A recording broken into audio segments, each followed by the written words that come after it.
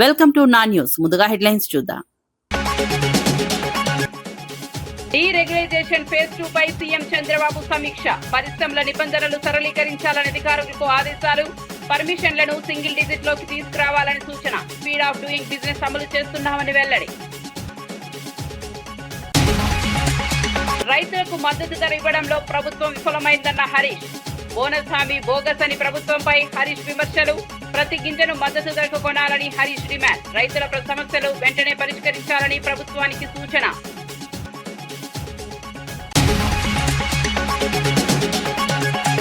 మహిళలపై కాంగ్రెస్ మాట్లాడలేదని రామచంద్రరావు విమర్శ. మహిళా రిజర్వేషన్ల కోసం బీజేపీ కృషి చేస్తోందని వ్యాఖ్య.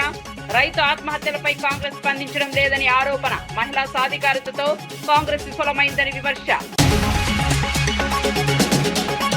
న్యాయవాదికి ఆల్కహాల్ టెస్ట్ ఘటనపై సీఏ వివరణ. మద్యం సేవించి వచ్చాడని అనుమానంతో పరీక్ష చేశామని వ్యాఖ్య.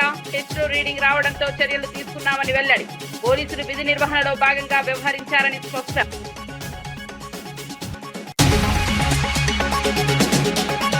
కేటీఆర్ పాదయాత్రలపై బీర్ల ఐలయ్య తీవ్ర వ్యాఖ్యలు. పాదయాత్రలతో తప్పులు జరిగిపోవని ఐలయ్య విమర్శ. పార్టీ పేరు మార్పు భయంతో చేస్తున్నారని ఆరోపణ. ప్రజలు ఇప్పటికే బీఆర్ఎస్ ను తిరస్కరించారని వ్యాఖ్య.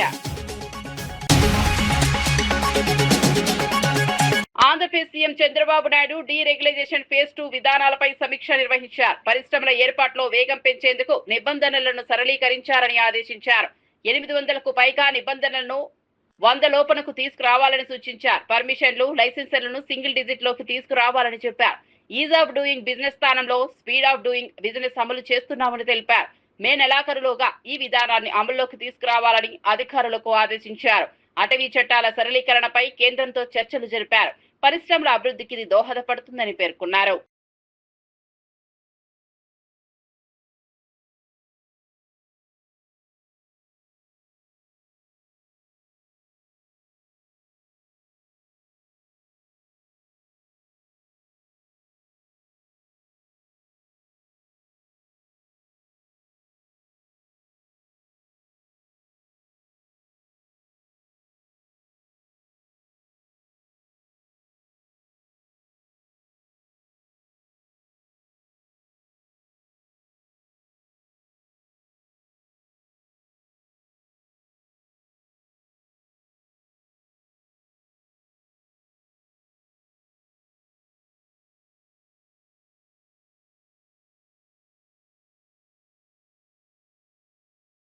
ఇక వార్త వివరాల్లోకి వెళ్తే మాజీ మంత్రి హరీష్ రావు ప్రభుత్వంపై తీవ్ర విమర్శలు చేశారు. రైతాంగానికి కనీస మద్దతు ధర పంటలు కొనుగోలు చేయడంలో ప్రభుత్వం విఫలమైందని ఆరోపించారు. ఎన్నికల ముందు ఇచ్చిన బోనస్ హామీ పూర్తిగా బోగస్ అని పేర్కొన్నారు.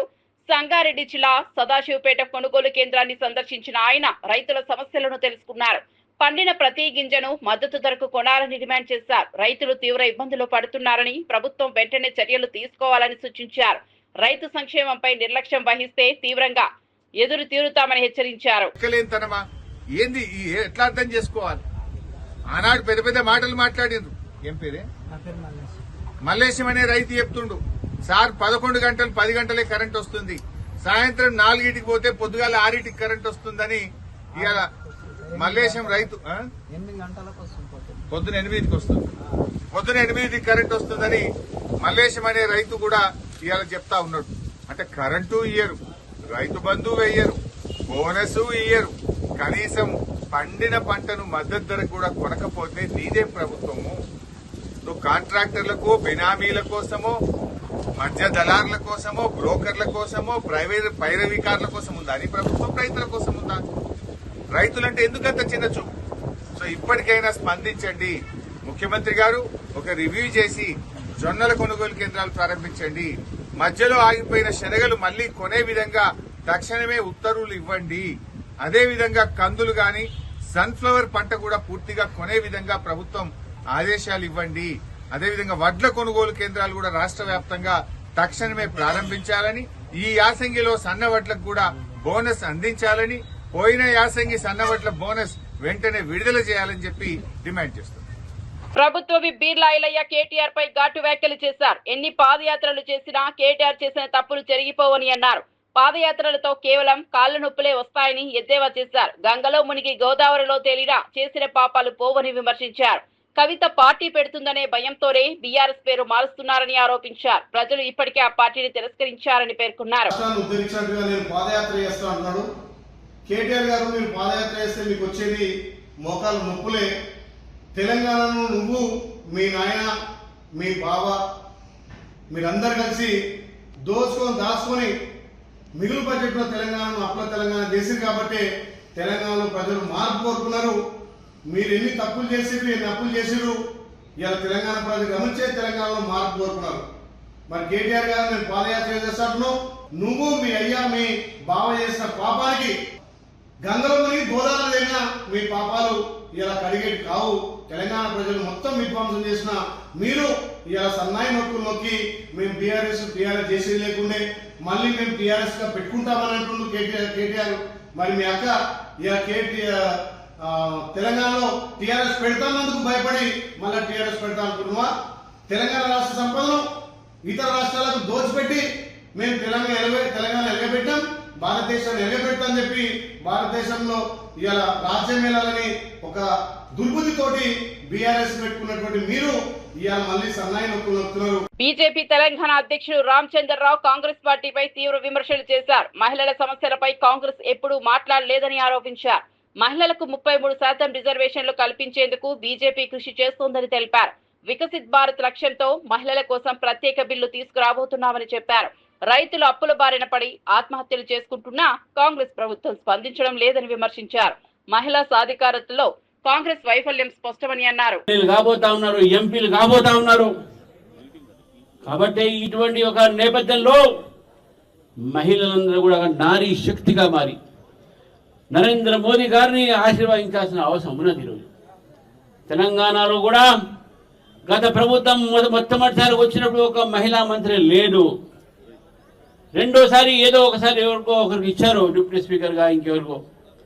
ఈ యొక్క ప్రభుత్వం కూడా మహిళలకు మాత్రం ఒక పెద్దపీట ఇవ్వట్లేదు. ఈ దేశంలో మహిళలకు వికసిత భారత్లో భాగంగా మహిళ ఒక ఏదైతే ఎంపవర్మెంట్ కోసమో మహిళల ఒక హక్కుల కోసమో ఈరోజు పోరాడుతున్నది భారతీయ జనతా పార్టీ. వారు వికసిత్ భారత్లో భాగం కావాలి, దేశం ఒక అభివృద్ధిలో భాగం కావాలని చెప్పేసి నరేంద్ర మోదీ గారు రేపు 16వ తారీఖున బిల్లు పెడుతున్నారు. ఈ సందర్భంగా నేను మహిళలందరూ కూడా రాష్ట్రంలో అందరూ కూడా తెలంగాణ భారతీయ జనతా పార్టీ నుంచి తరఫు నుంచి వారికి అభినందన తెలుపుతా ఉన్నాను, శుభాకాంక్షలు తెలియజేస్తాను. మంత్రి పొన్నం ప్రభాకర్ పోచారం శ్రీనివాస్ రెడ్డి విషయంలో స్పందించారు. తనకు పోచారం ఫోన్ చేయలేదని స్పష్టం చేశారు. ఒకవేళ ఫోన్ చేస్తే తప్పకుండా లిఫ్ట్ చేస్తానన్నారు. పోచారం కూడా తనకు ఫోన్ చేయలేదని తెలిసే ఉంటుందని వ్యాఖ్యానించారు. ఇద్దరి మధ్య సంబంధాలపై అనుమానాలు వ్యక్తమవుతున్నాయి. అయితే వ్యక్తిగతంగా ఎలాంటి విభేదాలు లేవని ఆయన సంకేతాలు ఇచ్చారు. ఈ అంశం రాజకీయ వర్గాల్లో ఆసక్తి రేపుతోంది. భవిష్యత్తులో ఇద్దరు నేతలు కలుస్తారా అనే చర్చ జరుగుతోంది. వాళ్ళ పీఆర్సీకి సంబంధించి ఆలోచన చేస్తున్నాం, పాత పీఆర్సీలు ఇచ్చినాం, వాళ్ళ కారుణ్య నియామకాలు చేస్తున్నాం. మొట్టమొదటిసారి 3 మెన్ కమిటీ వేసి డిస్ప్యూస్ అయిన వాళ్ళకు కూడా దాదాపు 300 మందికి ఉద్యోగాలు ఇచ్చినాం. ఇన్ఫ్రాస్ట్రక్చర్ పెంచుతున్నాం, బస్సులు పెంచుతున్నాం, ఉద్యోగ నియామకాలు చేపడుతున్నాం. కాబట్టి ఇప్పుడే గాడిన పడుతున్న ఆర్టీసీని మూలిజే నక్క మీద తాటిపట్టు పడ్డట్టుగా ఇటువంటి ప్రేరేపితమైన అంశాలకు దయచేసి అట్రాక్ట్ కావద్దని నేను కార్మికులందరికీ హృదయపూర్వకంగా విజ్ఞప్తి చేస్తాను. వాళ్ళ సమస్యలు వినడానికి, పరిష్కారం చేయడానికి ప్రభుత్వం, నేను కానీ, మేనేజింగ్ సంస్థ కానీ, లేదా గౌరవ ముఖ్యమంత్రి గారిని అందరూ కూడా సిద్ధంగా ఉన్నారు. నిన్న కూనంనేని సాంబశివరావు గారు కూడా ముఖ్యమంత్రికి లేఖ రాసినారు. కాబట్టి మేము దానికి సంబంధించిన విషయాల్ని నేను వారిని మరొకసారి నేను కోరుతాను. గతంలో కూడా నేను అదే మాట చెప్పినాం. ఇప్పుడు కూడా ఆ 2 అంశాలు తప్ప ఏ సమస్య ఉన్నా పత్రికల ముందు చెప్తాను. అన్ని సమస్యల్ని మేము పరిష్కరించాలని సిద్ధంగా ఉన్నాం. జగిత్యాల జిల్లా కాంగ్రెస్ పార్టీలో అంతర్గత విభేదాలు బయటపడ్డాయి. ఎమ్మెల్యే సంజయ్ తీరుపై సీనియర్ నాయకులు అసంతృప్తి వ్యక్తం చేస్తున్నారు. మున్సిపల్ కోఆప్షన్ ఎంపికలో న్యాయం జరగలేదని ఆరోపిస్తున్నారు. బీఆర్ఎస్ నుంచి వచ్చిన వారికి ప్రాధాన్యం ఇస్తున్నారని మండిపడుతున్నారు. సీనియర్లు సీఎం రేవంత్ రెడ్డిని కలవడానికి సిద్ధమయ్యారు. మంత్రి అడ్లూరి సహకారంతో అపాయింట్మెంట్ తీసుకున్నప్పటికీ చివరి నిమిషంలో రద్దు కావడంతో ఉత్కంఠ నెలకొంది. ఈ పరిణామాలు పార్టీలో చర్చకు దారితీశాయి. స్థానికంగా కాంగ్రెస్ లో విభేదాలు మరింత పెరిగే సూచనలు కనిపిస్తున్నాయి. కారణం ఏంటంటే మేము సీనియర్ కాంగ్రెస్ పార్టీ కార్యకర్తలు, నాయకులు కూడా వేరే పార్టీలో ఇప్పుడు పోలేదు. ఇప్పుడు మాకున్న పార్టీ మా నాయకుడు జీవన్రెడ్డి గారి పార్టీ మారడం వల్ల మేమంతా అయోమయంలో ఉన్నాం. కాంగ్రెస్ పార్టీకి పనిచేసేటప్పుడు వేరే పార్టీకి వెళ్ళి పనిచేయలేము. కాబట్టి మేము మా పరిస్థితి ఏంటిది? ఇప్పుడు జిల్లాలో మా పరిస్థితి ఏంటిదని చెప్పని ఈ విషయంలో కూడా క్లారిటీగా ముఖ్యమంత్రి గారిని తెలుసుకొని మమ్మల్ని ఏ ప్రోత్సహిస్తారు, మమ్మల్ని ఏ విధంగా వారు చెప్తారని కొద్ది మేము అందరం కలిసి పోవడం జరుగుతుంది. ఈ విషయంలో కూడా మేము సీనియర్గా కాంగ్రెస్ పార్టీకి కట్టుబడుతున్నాం, కాంగ్రెస్ పార్టీ కార్యకర్త పనిచేస్తాం. కానీ మమ్మల్ని 40 ఏళ్ళు 30 ఏళ్ళు పనిచేసిన వాళ్ళు మాకు ఎలాంటి ఇప్పటిదాకా న్యాయం జరగలేదు. ఇప్పటికైనా న్యాయం జరుగుతుంది. ఈరోజు మేము వేరే పార్టీలో ఉండలేము కావాలి. మాకు ఇదే కాంగ్రెస్ పార్టీ మాకు నమ్మకం కాబట్టి ఆ కాంగ్రెస్ పార్టీలో మమ్మల్ని ఏ విధంగా ప్రోత్సహిస్తాం ముఖ్యమంత్రి గారికి వివరంగా వివరిస్తే వారి కూర్చొని ఏముందో పార్టీ విని నిర్ణయం తీసుకుంటాం. మంత్రి అడ్లూరి లక్ష్మణ్ కేటీఆర్ పై తీవ్ర విమర్శలు చేశారు. బీఆర్ఎస్ సిద్ధాంతమే దాచుకో అని ఆరోపించారు. కేటీఆర్ ఆ విధానానికి పేటెంట్ దారుడని ఎద్దేవా చేశారు. అసూయతోనే ప్రభుత్వంపై బురద చెల్లుతున్నారని అన్నారు. దమ్ముంటే ఆరోపణలను ఆధారాలతో నిరూపించాలని సవాల్ విసిరారు. 2029లో కాంగ్రెస్ మళ్లీ అధికారంలోకి వస్తుందని ధీమా వ్యక్తం చేశారు. ప్రజల మద్దతు కాంగ్రెస్ కే ఉందన్నారు. కేటీఆర్ టీఆర్ఎస్ పార్టీ వాళ్ళు మమ్మల్ని అంటే ఏందండి నాకు అర్థం కాదు. మేము ఎక్కడ దోసుకున్నామో చెప్పమండి. దమ్మున వాళ్ళ దగ్గర మొత్తం మీడియా పత్రికలు ఉన్నాయి కదా, వాళ్ళ దగ్గర రాయమనండి. ఎక్కడెక్కడ దోసుకున్నామో ఏడు తప్పులు చేసినామో రాయమనండి. దమ్ము ఉంటే ఆధారాలు ఉంటే నిరూపించమనండి. కేంద్రంలో బీజేపీ వాళ్ళే కదా, వాళ్ళ డిఎన్ఏ కదా. కేంద్ర దర్యాప్తుదారు ఏ మంత్రి తప్పు చేసిండు, ఏ శాఖల దగ్గర పొరపాటు జరుగుతుంది, ఏ మంత్రి ఎలాంటి పొరపాటు చేసిండు చెప్పమనండి దమ్ముంటే. ఏదో విధంగా గౌరవ ముఖ్యమంత్రి రేవంత్ రెడ్డి గారి పరిపాలన రేపు 2029లో కూడా మళ్ళీ ముఖ్యమంత్రి గారి అధికారంలోకి వస్తాడు. ప్రజలు మమ్మల్ని నమ్ముతలేరు. ఆల్రెడీ 2023లో మార్పు కోరుకుని ప్రజలు మమ్మల్ని దూరం పెట్టిళ్ళు, మమ్మల్ని కూడా కొట్టిళ్ళు. మళ్ళీ పార్లమెంట్ ఎలక్షన్స్ వస్తే మా అడ్రస్ లేదు, సర్పంచ్ ఎలక్షన్స్ వస్తే మా అడ్రస్ లేదు, మున్సిపాలిటీ ఎలక్షన్స్ వస్తే మా అడ్రస్ లేదు. ఇప్పుడు మా తెలంగాణ ఆశా భాష మాటతోని ఏదైతే ఈ రాష్ట్రంలో ముఖ్యమంత్రి ఉన్నాడా, ఈ రాష్ట్రంలో మంత్రులు పనిచేస్తానులా, ఈ పరిపాలన ఇక్కడ ఉన్నదా అంటే నువ్వు ఒకసారి గుర్తు తెచ్చుకో. ఫస్ట్ నీ ఇంట్లో కుటుంబ సభ్యులు మీ కవిత ఉంది కదా, మీ అక్క,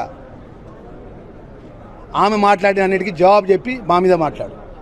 ఏమైనా మానం ఉంటే, ఏమాత్రం నీకు పౌరుషం ఉంటే, మీ కవిత సోదరిమని మాట్లాడిన కవిత సోదరిమని మాట్లాడకు జవాబు చెప్పి మా మీద మాట్లాడు. TPCC chief Mahesh Kumar Goud BRS పేరు మార్పుపై స్పందించారు. బీఆర్ఎస్ ను టీఆర్ఎస్ గా మార్చాలనుకోవడం సంతోషకరమని వ్యాఖ్యానించారు. అయితే పేరు మార్చినా ప్రజలు ఆదరించరని అన్నారు. గత 10 ఏళ్ల పాలనలో చేసిన అభివృద్ధి నష్టాలపై సమాధానం చెప్పాలని డిమాండ్ చేశారు. బీఆర్ఎస్ ప్రజలను పట్టించుకోలేదని విమర్శించారు. ప్రస్తుతం కాంగ్రెస్ ప్రభుత్వం ప్రజలకు అండగా ఉందన్నారు. పార్టీగా మారుస్తామంటా ఉన్నా సంతోషం. మీరు టీఆర్ఎస్ పార్టీగా మార్చినా లేదు, మీరు రూపాయికారు ఒప్పందంలో బీజేపీ పార్టీని కలుపుకొని బీజేపీ ఆర్ఎస్ అని మార్చుకున్నా మాకేం అభ్యంతరం లేదు.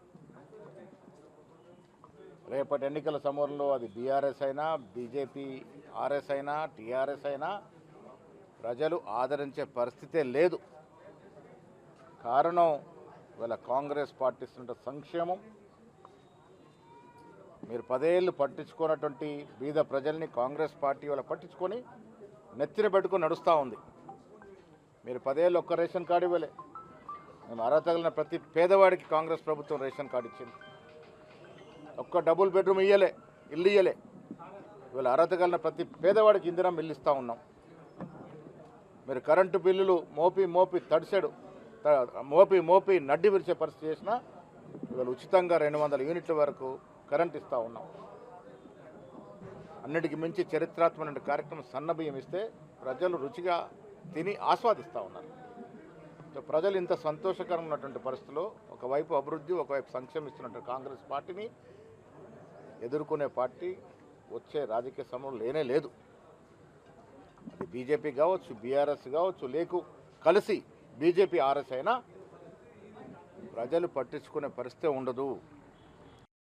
పంజాగుట్ట సీఐ రామకృష్ణ న్యాయవాదికి ఆల్కహాల్ టెస్ట్ చేసిన ఘటనపై వివరణ ఇచ్చారు. పోలీస్ స్టేషన్ కు మద్యం సేవించి వచ్చాడని అనుమానంతో పరీక్ష చేసినట్లు తెలిపారు. టెస్టులో 27గా రీడింగ్ నమోదైందని చెప్పారు. దానికి అనుగుణంగా చర్యలు తీసుకున్నామని పేర్కొన్నారు. మంగ్లీపై ఫిర్యాదు వచ్చినప్పటికీ ఆధారాలు అందలేదన్నారు. పోలీసులు విధి నిర్వహణలో భాగంగా చర్యలు తీసుకున్నారని వివరించారు. ఈ ఘటనపై వివాదం నెలకొన్న నేపథ్యంలో సీఐ స్పందన ప్రాధాన్యత సంతరించుకుంది. ఇస్తామని చెప్పేసి అన్నారు. సో మేము కూడా అదే అనుకున్నాం. ఇంతవరకు అతను ఇవ్వలేదు. మంగ్లీ ఇచ్చిన కంప్లైంట్ ఇచ్చారు. కంప్లైంట్ ఇచ్చిన తర్వాత దాని మీద మేము లీగల్ ఒపీనియన్ తీసుకొని ఏ విధంగా ప్రొసీడ్ కావాలని చెప్పేసి వెయిట్ చేస్తున్నాం. సుబ్బారావు ఆరోపణలకు సంబంధించి ఆర్థిక లావాదేవీలకు సంబంధించిన అంశం మాత్రం పంజాగుట్ట పోలీస్ స్టేషన్ తో ఎలాంటి సంబంధం లేదా? లేదు, పంజాగుట్ట పోలీస్ స్టేషన్ ఆ మైక్రో ఫైనాన్స్ సంబంధించిన దాంట్లో పెట్టుబడి పెట్టిన విషయాలు కానీ మాకు ఎటువంటి ఫిర్యాదు రావడం కానీ ఆ పరిధి కూడా మా దాంట్లో రాలేదు. ఒకవేళ మాకు కనుక కంప్లైంట్ కానీ ఇస్తే కన్సర్న్ పోలీస్ స్టేషన్ మేము దాన్ని ఫార్వర్డ్ చేయడం జరుగుతుంది. అన్ని కావాలని అడిగారు సార్. మీరు సుబ్బు ఫిర్యాదు మీద ఎలాంటి చర్యలు తీసుకున్నారు, మంగ్లీ ఫిర్యాదు మీద ఎలాంటి చర్యలు తీసుకున్నారు? ఇప్పటి వరకు జరిగింది ఏంటి? ఎవరైనా ఎవిడెన్స్ సమర్పించారా? సుబ్బారావు గారు వారం రోజుల క్రితం మాకు పోలీస్ స్టేషన్లో కంప్లైంట్ ఇవ్వడం జరిగింది. కొంతమంది వ్యక్తులు అతన్ని బెదిరించారని చెప్పి, మధు తదితరులు బెదిరించారని చెప్పి, దాంట్లో మంగ్లీ అని చెప్పేసి ఒక సెలబ్రిటీ వాళ్ళ తమ్ముడు ఉన్నారని చెప్పేసి దాంట్లో పర్టికులర్గా ఆయన మెన్షన్ చేశారు. దాంట్లో బెదిరించారు, తర్వాత మమ్మల్ని తిట్టారని చెప్పేసి ఆయన కంప్లైంట్ ఇచ్చారు. ఆ కంప్లైంట్ అనేది నాన్ కాగ్నిజబుల్ ఇంగ్రీడియంట్స్ ఉండడం వల్ల మేము కోర్టు పర్మిషన్ తీసుకొని దాంట్లో కేసు రిజిస్ట్రేషన్ చేయడం జరిగింది. సో ఇప్పటి వరకు కేసు రిజిస్ట్రేషన్ అయిన తర్వాత అతని ఇంతవరకు మాకు ఎటువంటి ఆధారాలు సమర్పించలేదు. దాంట్లో ఎవరెవరు ఆయన బెదిరించిన టైంలో ఉన్నటువంటి సాక్షులు కూడా ఎవరిని ప్రొడ్యూస్ చేయలేదు. దానికి సంబంధించి మేము కూడా మార్నింగ్ నుంచి కాల్ చేసాం. ఫోన్ కాల్స్కి అతను స్పందించలేదు. కాకపోతే నిన్న మంగ్లీ గారు నిన్న వచ్చి కంప్లైంట్ ఇవ్వడం జరిగింది, సత్యావతి మంగ్లీ. ఆ కంప్లైంట్ ఇచ్చిన దాని ప్రకారం కూడా మేము కంప్లైంట్ తీసుకొని దాని మీద లీగల్ ఒపీనియన్ కోసం పెట్టామది. సాటర్డే అంగన్వాడీ ఫోన్ల కొనుగోలు వ్యవహారంపై ప్రభుత్వ వర్గాల్లో చర్చలు ప్రారంభమయ్యాయి. ఈ అంశంలో అనవసరంగా ఇరుక్కుపోయావా అనే సందేహాలు వ్యక్తమవుతున్నాయి. సీఎం రేవంత్ రెడ్డికి దగ్గరగా ఉన్న వ్యక్తిని కాపాడేందుకు ఓవర్ రియాక్షన్ జరిగిందనే అభిప్రాయాలు వినిపిస్తున్నాయి. ఫోన్ కాంటాక్టర్ల విషయంలో పలు అనుమానాలు వ్యక్తమవుతున్నాయి. పోలీస్ శాఖలు ఉపయోగించి వ్యవహారాన్ని ప్రభావితం చేశారనే ఆరోపణలు కూడా వినిపిస్తున్నాయి.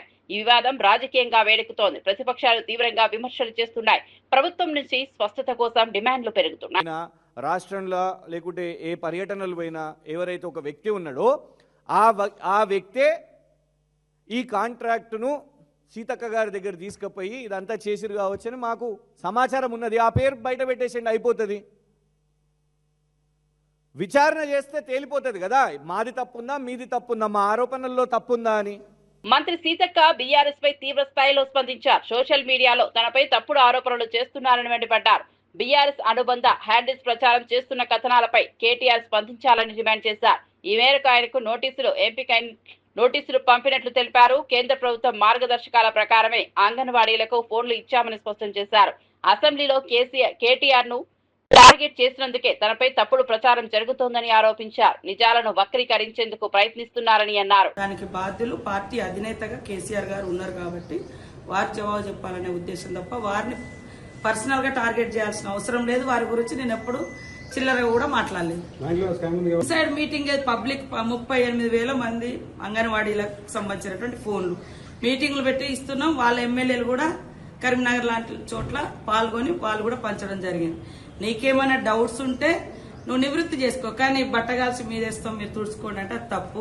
అందుకనే నేను చిత్తశుద్ధితో అందులో వాస్తవం లేదు కాబట్టి, వాళ్ళు చేసిన ఆరోపణలో వాస్తవం లేదు కాబట్టి ఇవ్వడం జరిగింది. గతంలో కూడా ఇలాగే నా మీద తప్పుడు ఆరోపణలు చేస్తే గతంలో కూడా బీఆర్ఎస్ పార్టీ సెల్ కు అంటే ఆ పార్టీకి అధినేతగా కేసీఆర్ గారు ఉన్నారు కాబట్టి వారికే ఆనాడు నోటీస్ ఇవ్వడం జరిగింది. ఈ రోజు కూడా ఇవ్వడం జరిగింది. ఒక తప్పును 10 సార్లు చెప్పడం మూలంగా నిజమైతే అనుకుంటున్నారు. 44,42 లక్షల టెండరు. అది టీజీటీఎస్ కు టెక్నికల్ గా సెల్ ఫోన్ ఏముండాలి ఎట్లుండాలనేది వాళ్ళు చూసుకొని దానికి ఒక ఎక్స్పర్ట్ కమిటీ ఉంది, 5 మెన్ కమిటీ ఉంది. ఆ కమిటీ చేసినటువంటి సెలెక్షన్ ప్రకారమే ఆ టెండర్ ప్రాసెస్ జరిగింది. అక్కడ సీతక్క కూర్చోలే, సీతక్క సెలెక్షన్ చేయలే. కాబట్టి సీతక్క ఇవాళ మీరు చూడండి, అసెంబ్లీలో కేటీఆర్ గారిని నువ్వు తప్పు మాట్లాడుతున్నావు అన్న 3 గంటల నుంచి నా మీద ఈ ఆరోపణలు స్టార్ట్ చేశారు. ఆ తర్వాత బయటకు మళ్ళీ అదే అంటే మేము ఆల్రెడీ చెప్పడం జరిగింది. అది 55 కోట్లు కాదు, 44 కోట్లు మాకు కేంద్ర ప్రభుత్వం ఇచ్చింది. 11,800 రూపాయల లోపు 4G to 5 వరకు మీరు కొనుక్కోవచ్చు అని. స్పెసిఫికేషన్స్ కూడా చాలా అంగన్వాడీలో వేరే ఉంటాయి, మనం కొనే మామూలు ఫోన్ లాగా ఉండదు. దాంట్లో అక్కడ పిల్లల గ్రోత్, వెయిట్ ఇవన్నీ కూడా చూసేది ఉంటుంది. కాబట్టి వాళ్ళు ఇచ్చిన గైడ్ లైన్స్ ప్రకారం కొనడం జరిగింది. కానీ వాళ్ళు 14,500 కొన్నారని ఒకసారి, 54,000 ఒకసారి, ఇట్లా తప్పుడు ప్రచారం చేసి ఏం సాధిస్తారు? అందుకని కేసీఆర్ గారు స్పందించాలని నేను కేసీఆర్ గారికి, అది కూడా బీఆర్ఎస్ పార్టీ నుంచి అఫీషియల్ హ్యాండ్. వ్యక్తులు చాలా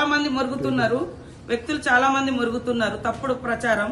కేవలం నేను అసెంబ్లీలో గట్టిగా మాట్లాడినా, నిలదీసిన, మరి వాస్తవాలతో ప్రజెంటేషన్ చేసిన అనేక సబ్జెక్టుల మీద, కాబట్టి నన్ను టార్గెట్ చేశారు.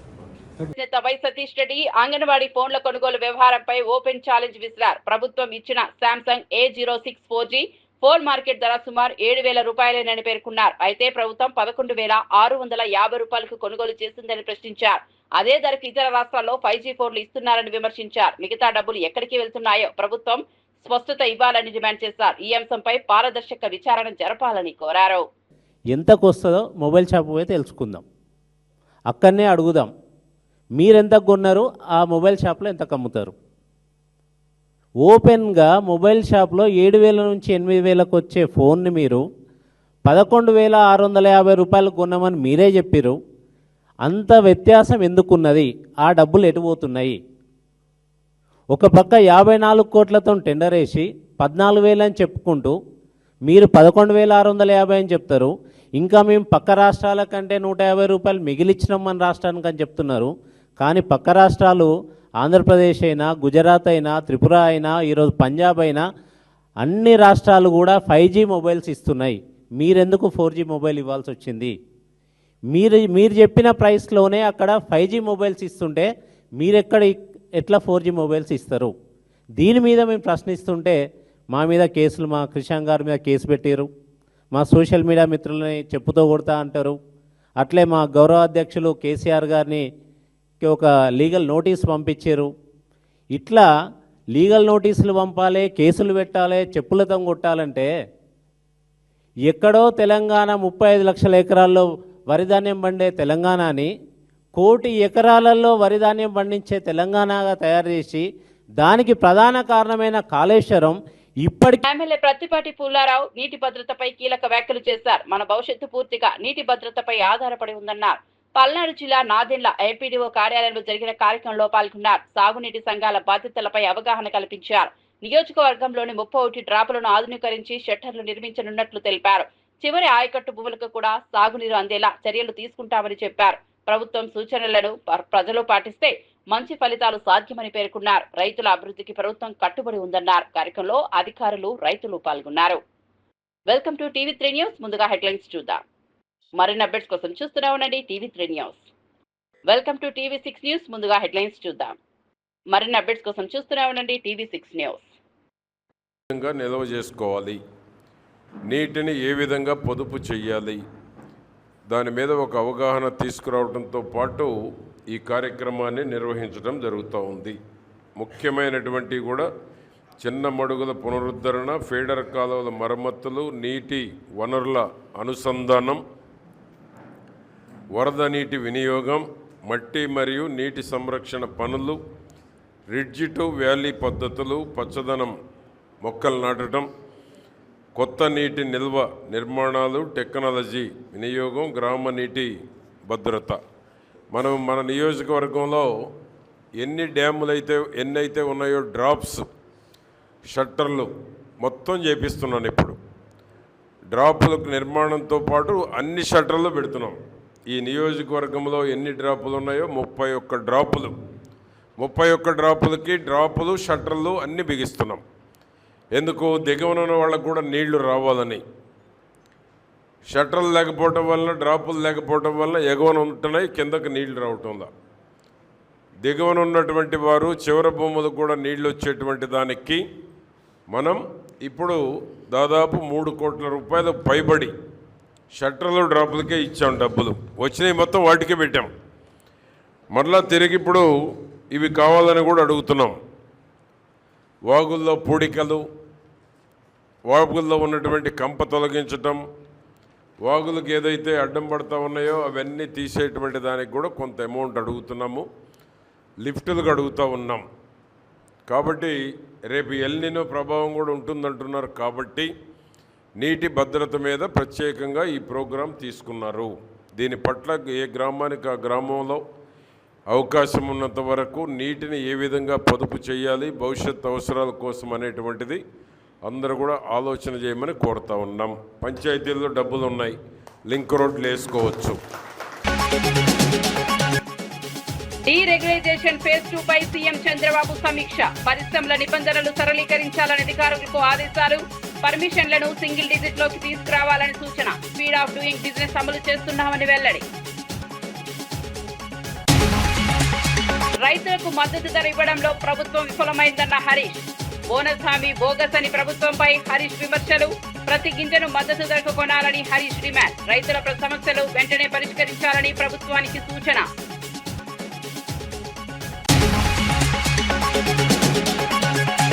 మహిళలపై కాంగ్రెస్ మాట్లాడలేదని రామచంద్రరావు విమర్శ. మహిళా రిజర్వేషన్ల కోసం బీజేపీ కృషి చేస్తోందని వ్యాఖ్య. రైతు ఆత్మహత్యలపై కాంగ్రెస్ స్పందించడం లేదని ఆరోపణ. మహిళా సాధికారతతో కాంగ్రెస్ విఫలమైందని విమర్శ. న్యాయవాదికి ఆల్కహాల్ టెస్ట్ ఘటనపై సీఏ వివరణ. మద్యం సేవించి వచ్చాడని అనుమానంతో పరీక్ష చేశామని వ్యాఖ్య. టెస్టులో రీడింగ్ రావడంతో చర్యలు తీసుకున్నామని వెల్లడి. పోలీసులు విధి నిర్వహణలో భాగంగా వ్యవహరించారని స్పష్టం.